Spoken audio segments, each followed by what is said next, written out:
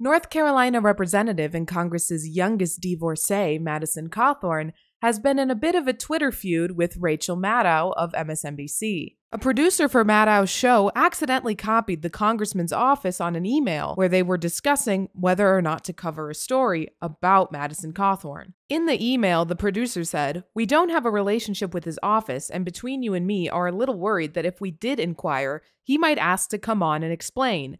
I know that is highly doubtful, but we don't want to take that risk." Cawthorn was quick to jump on Twitter to taunt the MSNBC host, saying whoopsies, and then asking Maddow what she is afraid of in regards to him coming on her show. His office then put out a statement reading, "Fake news MSNBC doesn't want to take the risk that I'll come on their show and trigger the left with my America First message and burst their woke dystopian bubble. The left doesn't want debate from conservatives. They want silence, and now we have it in writing. Sad." I'm Rayy Vana, and welcome back to Rebel HQ. The idea that Rachel Maddow, a woman who has a degree from Stanford and a PhD from Oxford in political science, is afraid to debate Madison Cawthorn, who dropped out of college after one semester of straight D's and once got beat up by a tree, is laughable. Particularly after he had such a poor performance when he received pushback on CNN. The thing I was objecting for is things like I said, in the state of Wisconsin, particularly in the town of Madison, there was an appointed official in that town who actually went against the will of the state legislature and created ballot drop boxes, which is basically ballot harvesting that was happening in the parks.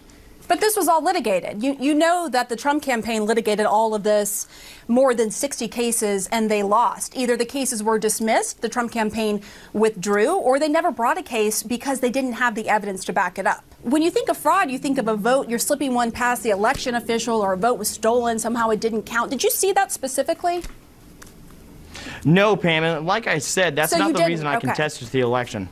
Hold on, so you wanted to throw out millions of votes without actually seeing any concrete evidence of fraud? Because that's what you were doing when you were contesting the election. The intent there was throwing out millions of votes. I'm also fairly certain that Maddow is not afraid to debate someone who flails and flounders when he does not have his teleprompter telling him what to say. And you know what? I genuinely believe that everyone's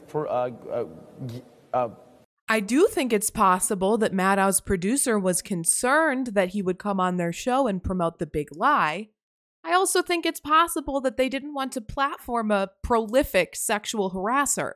So when Cawthorn was headed to the general election, more than 150 alumni from his college signed a letter, and they accused him of gross misconduct toward female peers, public misrepresentation, disorderly conduct, and academic failings. Now, the letter urged voters to reevaluate Cawthorn's candidacy. Cawthorn has also come under fire for an Instagram post of him at Adolf Hitler's former home, in which he refers to Hitler as the Führer and says that visiting Hitler's home was always on his bucket list. Sus. In all honesty, I do hope that Maddow and Cawthorn debate, because if his debate skills are in any way comparable to his handwriting, I think we're all in for a very entertaining treat.